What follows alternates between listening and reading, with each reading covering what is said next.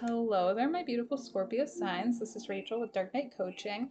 Today's video is all about you, Scorpio. There's a lot of shifts here. There's a lot of clarity, I think, coming for sure because you have something about eyesight or seeing clearly or perhaps some sort of vision or vision board that you're doing for yourself because you had vision come out 3 times. I've never I've never seen that in a reading, so maybe some of you might need to go get your eyes checked or something to do with your visions happening at this time. Clarity, I think, is very important, or just perhaps putting yourself on some sort of trajectory and deciding what path that you're going to align yourself with. Now, there's a lot about releasing nostalgia and a lot about maybe feeling guilty or having regret or remorse from the past. But I do feel like you are moving forward. You're very strong, you're very determined, and there's a lot of positivity to come from the shifts that are happening collectively, and in particularly for you, Scorpio.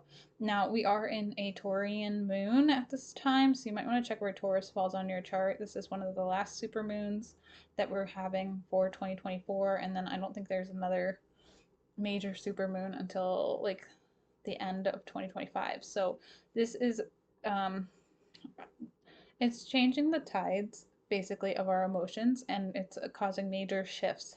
And there's just a lot of heavy energy, but there's a lot of determination on your part, Scorpio. So there's a lot of positive things to come from here, but I do feel like there's just some unfinished business that you have to kind of tie up the loose ends and complete a cycle. And that's like you're kind of on the cusp of that. And it's kind of just this awkward phase that you're going through right now, Scorpio. But I feel like your intuition and your third eye is probably on point. You might have a lot of clarity or a lot of visions of the past. That could be what the vision cards are about too. Maybe your third eye is opening and you're having like revelations and enlightenment periods. And sometimes that comes through seeing your Akashic records. And the Akashic records is basically like little glimpses that we might get, or some people get like full downloads of their past lives and things that they did in their past life that kind of um, plays out karmically in the current situation that we're in. Now, right now, your energy when it comes to the tarot, this is a traditional Celtic cross spread that I pull with a bonus card, really. You have the Five of Pentacles, so you've been feeling left out in the cold lately. Maybe you're going through a job loss or a heartbreak or a death of a loved one of some sort. It doesn't have to be like a literal death. It could be metaphorical, like the relationship ended, your career ended, a friendship ended. It was something that really was a catalyst for change for you. But it's like almost like not only a catalyst, but like this cataclysm because it shook you down to your core. And when those things happen in our lives, some people might refer to them as like midlife crisis types of things, but really I refer to it as a dark night of the soul because it realigns us and what our ego and our pride are telling us who we are, and it really shakes us and shatters us, um, so that we can know the truth and let the light in, and that we don't always identify so much so with ego. It's more of who we are on a soul level, and I feel like that's like shifting for you right now. Now, in the foundation of the situation is something about nostalgia, maybe a love you've had since childhood or a long-term relationship or a partner. But the Six of Cups for you, Scorpio, means that there was something to do possibly with children as well. Maybe that was a reason you stayed. Sometimes that happens in relationships. Now, in the recent past here, somebody had taken the opportunity to have an adult conversation, like an open, true, honest conversation, and that's what the Ace of Swords represents. Now, if this isn't your energy, Scorpio, it could be whoever you were dealing with in the situation. But I do feel like there was a victory to be had here, and that's kind of the point that you're at right now. Like, it maybe doesn't feel so victorious because you have the apathy card, the Four of Cups here as well. So it's like, it's a bittersweet gift. And that's kind of what divorce is sometimes. Like, you're going to be miserable, but you're going to be happy about it. I keep thinking of that like Harry Potter meme or whatever. But that is kind of how it works because as you shift into the unknown, as you change, there is sometimes chaos and conflict emotionally and internally, because it's like this is what you wanted, but it's not necessarily how you wanted it, and that is usually how spirit gives us things. It's like Santa in all the bad ways, for adulting. So uh, it's I have empathy for you, but I feel like all of this is like stirring up a lot of emotional turmoil, but it's causing you to become very enlightened and very connected to your higher self and this like divine goddess energy. The high priestess is here. This tells me you're very intuitive, you're very tapped in. You're a Scorpio. Scorpios are naturally more gifted when it comes to clairvoyance, clairaudience, those sorts of things. A lot of people with like their psychic or supernatural ability access are typically those with Scorpio in their charts, or at least I think Scorpio in the ninth house is typical of most people who have access to those abilities as well. Now, in your subconscious psyche, you have the Seven of Pentacles. This is like you're asking yourself constantly, like, is this going to be worth it? Is this even worth, all this shift, all this change, all this drama, trauma, conflict, whatever, toxicity, whatever it is that's like causing upheaval for you? Is it going to even be worth it? Should I have just stayed in that situation? It's a good question. Only you can answer that. Typically, I will say people make choices because they're not comfortable where they are. So something pushed you to a limit where you were not comfortable and you decided to move on, or someone decided for you.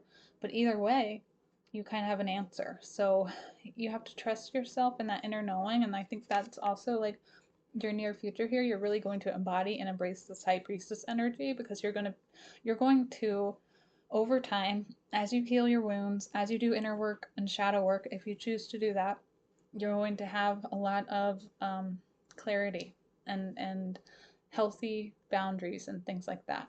Now, what's in your control in this situation? You have the Temperance card. This is a Sagittarian energy. Number 14 might be significant, but this is usually about, I think of this card as like balancing the 3D and the 5D. So you're balancing your um, tangible 3D life, like everything you need to survive, and you're also balancing your spiritual side, which is like, you can't sit around and meditate all day. You have to like get stuff done. And this is also to me about like balancing your desires with your wants and your needs and figuring out what emotionally is going to be more fulfilling for you. This is a very slow and steady energy, which is kind of ironic because Sagittarius is a fire sign. But this with Archangel Michael is more of a low, slow, steady, a slow burn energy that's gonna take some time for you. Now, the song that I was meditating to before I get on camera and do your reading, it was called Tea Leaves by Nick, but it's like N exclamation point C. So you might want to look that up. Something about tea leaves, maybe something about somebody being in jail or in prison might be a significant message. But how people see you right now, I do feel like they see you as independent, single, and free. And in the song, it was basically kind of a homage to like being alone because nobody has been through what you've been through. Now, the Knight of Pentacles can also represent somebody who like treats themselves. So maybe you're focusing on self-care, self-love, or really just focusing on your work and your career path at the moment. Now, in your hopes and fears, you have the Nine of Wands. This is a card of being a wounded warrior. It can also be a card of jail or prison time, which again, if it's not your energy, it could be somebody else in your energy. So take that as it resonates. But in the song, they also mentioned like going to jail or something like that.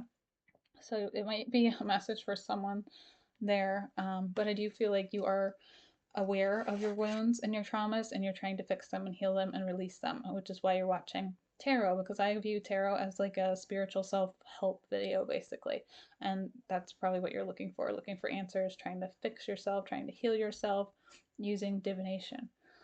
Now, the potential outcome here is Queen of Swords. This is like putting your foot down, but also being like chill about it. Like you have boundaries, you're not afraid to use them, but you can be like nice and sweet and kind and fun if you want to be, but it's a choice. And I like this energy, the Queen of Swords with the High Priestess. I feel like you're really embodying the divine feminine energy when you need to. And we all have divine feminine, we all have divine masculine. It's all cohesive. So there's just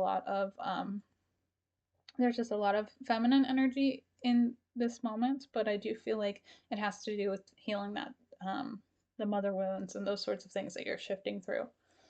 Now, that's what I have for tarot, Scorpio. If you like this video, make sure you smash the like button. It helps my channel grow, and I greatly appreciate it. I am going to go through the oracle cards here, and I'm going to be pretty short and sweet about it because they all kind of came flying out for me in my pre-shuffle. And again, like, the vision cards are just insane to me, so let's start there. So you have the vision, you have vision, and then you have eye.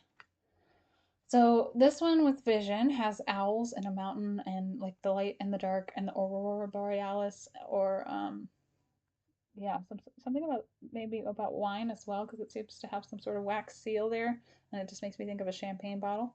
So maybe celebrating yourself, celebrating a birthday, something along those lines. And then you have eyes are the windows of the soul. Something I just feel like that has to do with your third eye and just seeing things clearly. And then you have vision from my Power of Love deck.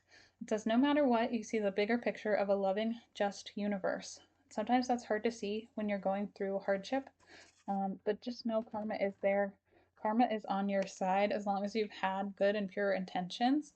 And that's really what differentiates um, people who fear karma or people who fear life, because they run with shame and they run with fear and they run with lies. And when you do that, it's a matter of time. Like, if you don't get your karma in this life, you're going to pay for it in some life at some point in time. And when I say pay for it, I know that sounds like bad, but it's like a karmic lesson, because if you truly understood the magnitude of your choices and decisions and how impactful they were, then you probably wouldn't have made those choices and decisions. So going through karma is it's it's more so symbolic and a lesson than it is a punitive curse. And people, I think, have a misconception about karma because it's usually fear based due to the nature of religion in the Western world. And I think that causes a lot of confusion.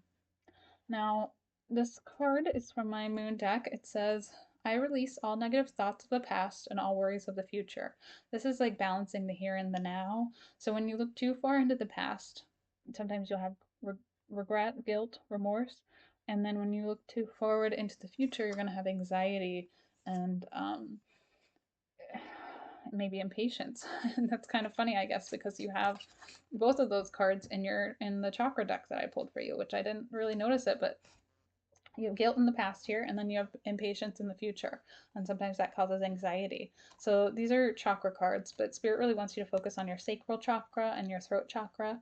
So your sacral chakra is usually tied to like your fun centers, like how do you express your passion, and then your throat chakra is also kind of a chakra of expression, but it's more so based on like how authentic are you being and how do you voice your or how do you express yourself, basically.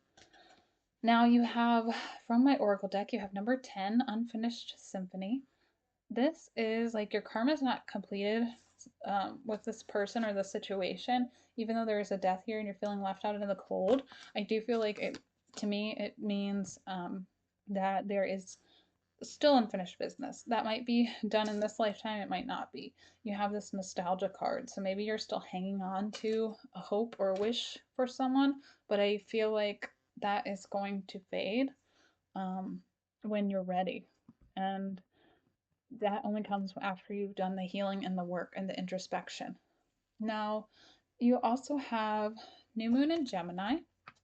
Communication is key. So maybe this is something you need to discuss with someone. Sometimes when people try to get closure, some people cannot meet us at that level. So you may not be able to get closure with a person, but at least you can know, like, I tried, I put myself out there, I said what I needed to say. And sometimes, Scorpio, that comes in a form of an apology. And if you can't, like, if you don't feel guided to apologize to the person, don't do it. Like, don't do anything you're not comfortable with or anything that doesn't feel right to you. But to me, you could be even just writing a letter of apology to yourself. Like, I'm sorry I took so long. Like, I'm sorry I waited to make a shift, make a change. I'm sorry I underestimated someone. And that in itself might just release you, or give you the closure that you're wanting if you feel like you can't voice it to that person or that situation. Now you have number 43, deciding, from my I Ching deck. It says, asserting your identity and right to be heard is where your decision begins, but declaring the truth is dangerous and it stirs up old ghosts, inner and outer. Yet better than this, than ignoring and neglecting. Excuse me. Yet better this than ignoring and neglecting them. Focus with clear intentions on what you're moving toward rather than what you're reacting against. What do you stand for and how do you define yourself? What belongs in your realm and where do you need to make a clean break? Wow, okay. To me, this is more of a stand up for yourself. If you've been accused of something that you did not do, speak your piece. Say something. Because if you don't go down swinging, nobody's going to come to bat for you. And I feel like, you know, you keeping quiet is keeping someone else's peace, not yours. So figure out whose that is and why. Because sometimes, as a fear or a reaction to trauma we've held, we may not speak up or say something. Or, we might be waiting for the right time to release and to have some sort of conversation. So maybe somebody else got their words in, but it might take you longer to form, the vision of whatever your thoughts are. And maybe that's what the vision is about. Like you couldn't put into words sometimes, um, what it is you were thinking or what it is you were wanting, and sometimes that does take time, especially when you've been through trauma and you have to really absorb everything that someone said to really fully grasp it. Sometimes people think you're ignorant or slow if you take too long with something, but a lot of the time I find myself really decoding what a person says and how they say it. Because if you really analyze and listen, most people will tell on themselves without even realizing that's what they're doing. And it's just very telling of their character and of um, their emotional capacity. And that's